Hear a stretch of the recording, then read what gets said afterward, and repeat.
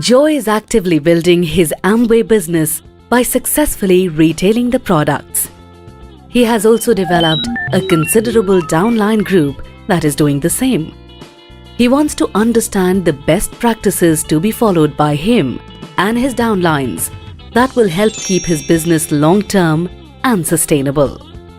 Joy also has some questions on the rules of conduct and approaches Amway to find the answers. Hi Joy, how can I help you? Hi, I have understood that leadership is important in this business.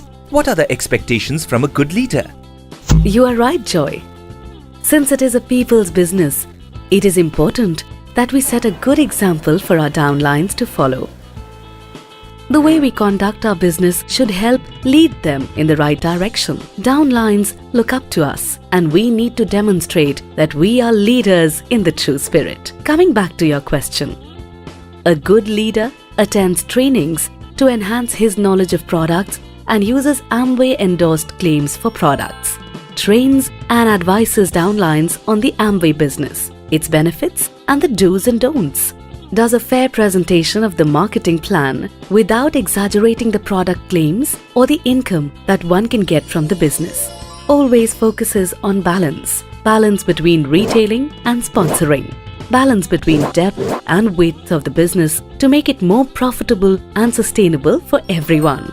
A leader also follows the rules and teaches the downlines to do the same.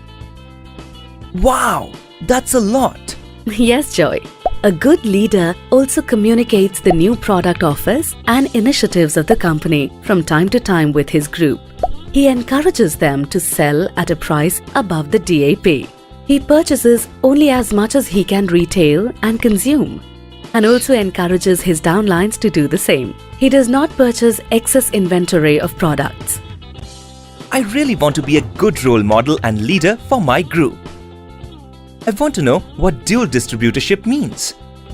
As an applicant or co-applicant, you can hold only one distributorship. Under the single distributorship rule, husband and wife are treated as one unit, which means that if they join the business, they have to be part of the same distributorship.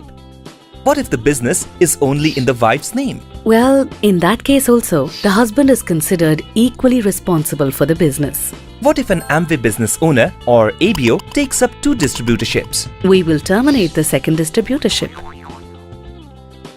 Also, if there is evidence of enticement, any group created under the second business will also be transferred to his original line of sponsorship.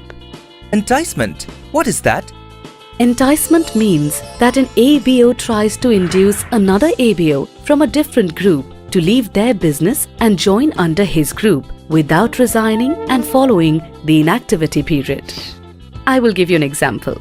Harsh approaches Rahul from another group and offers to take him to the silver producer level in a month. Rahul gets excited and takes a dual distributorship under Harsh's group. Amway receives a complaint of dual distributorship against Rahul. Upon establishing that Rahul indeed has a dual distributorship, Amway moves Rahul back to his original LOS. In this case, since Harsh had enticed Rahul, Amway will also move the downline group under the second distributorship to the original LOS of Rahul. If I want to change my LOS, is there a procedure that I can follow? Yes, Joy. You will require release letters from certain uplines and also an acceptance from the new LOS. Alternatively, you can resign from your current business and apply for a new distributorship in another LOS after completion of the inactivity period. Inactivity? No, Joy. Not that inactivity. During the inactivity period, one should not do any activity related to the Amway business. For example, selling products, presenting the plan, attending system or Amway meetings, or taking up another distributorship in the name of any family member. The inactivity period for an individual is 6 months, and for a group, it is 2 years. However, remember that the integrity of LOS is fundamental to building a secure Amway business. Amway strongly discourages any request for transfer or change in sponsorship arrangements and will consider such requests only in the most extraordinary of cases. I hear a lot about zero tolerance. Can you help me understand this? Some areas are critical to our business, and any non-compliance can lead to potential adverse effects on our reputation and business and the business of other ABOs.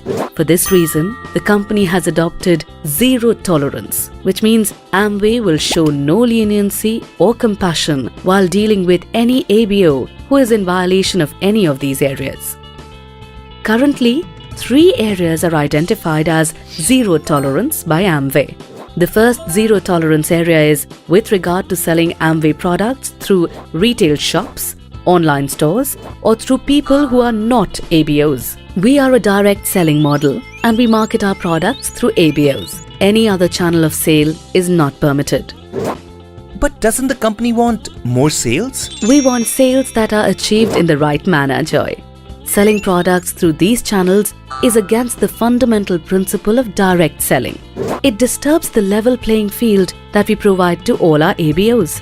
You may have heard about the Qualification Validation Group or QVG. This group ensures that ABOs do not achieve their qualifications by simply buying unrequired inventory. QVG verifies qualifiers' business and may seek clarifications about products purchased and details of customers.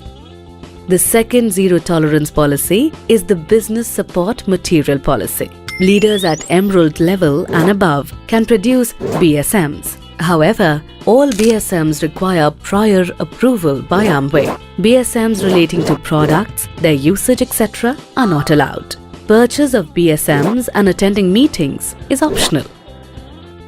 The third zero tolerance policy is unauthorized distributor activity in unopened markets. No business building activity is allowed in markets where Amway is not officially present. Amway products are meant for sale only in India and cannot be exported. I want to be a good leader to my downline group. So let me recap. An ABO cannot take up a dual distributorship. Amway strongly discourages any change in line of sponsorship arrangements.